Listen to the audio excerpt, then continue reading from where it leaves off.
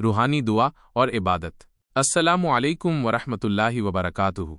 मेरे प्यारे दोस्तों, भाइयों और बहनों, आज 3 जुलाई 2025 है और आज जुमेरात गुरुवार का दिन है और आज की रात यानी गुरुवार और शुक्रवार की दरमियानी रात नौचंदी जुमेरात है। ये रात अल्लाह की रहमतों और बरकतों से भरी हुई है। ये एक ऐसी मुकद्दस रात है जिसमें हमारी दुआएं सुनी जाती हैं, गुनाह बख्शे जाते हैं और दिलों को सुकून मिलता है। तो आइए आज की इस पाक रात में हम सब मिलकर अल्लाह की बारगाह में हाजिरी दें और अपने दिलों को रूहानी सुकून से भर लें। दोस्तों, भाइयों और बहनों, आज नौचंदी जुमेरात है यानी गुरुवार की रात, जो इस्लामी महीने की पहली जुमेरात होती है। ये रात अल्लाह की रहमतों और बरकतों से भरी हुई है। ये एक ऐसी मुकद्दस रात है जिसमें हमारी दुआएं सुनी जाती हैं, गुनाह बख्शे जाते हैं और दिल को सुकून मिलता है। तो आइए आज की इस पाक रात में हम सब मिलकर अल्लाह की बारगाह में हाजिरी दें और अपने दिलों को रूहानी सुकून से भर लें। आज की रात क्यों खास है? आप सोच रहे होंगे कि आखिर ये नौचंदी जुमेरात इतनी खास क्यों है। दरअसल इस्लामिक कैलेंडर में जब नया महीना शुरू होता है तो उसकी पहली जुमेरात गुरुवार और शुक्रवार की दरमियानी रात को नौचंदी जुमेरात कहते हैं। इस रात में अल्लाह ताला अपनी रहमतों के दरवाजे खोल देता है। ये एक ऐसा मौका होता है जब हम अपने गुनाहों की माफ़ी मांग सकते हैं, अपनी हाजतें पेश कर सकते हैं और अल्लाह से करीब हो सकते हैं। दुआ और इबादत कैसे करें? अब सवाल ये है कि इस रात में हम अल्लाह को कैसे राज़ी करें और सुकून कैसे पाएं। तरीका बहुत आसान है।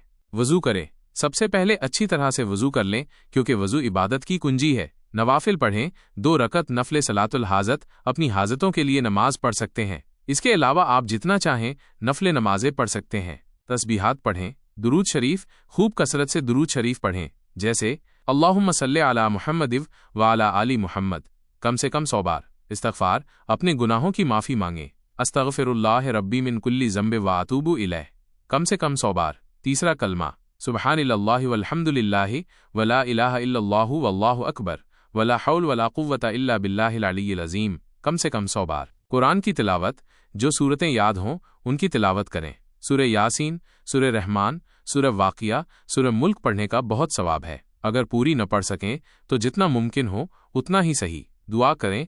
अब वो घड़ी आती है जब आप अपने दिल का हाल अल्लाह से बयान करें। दोनों हाथ उठाकर पूरे यकीन और आज़ीज़ी के साथ दुआ करें।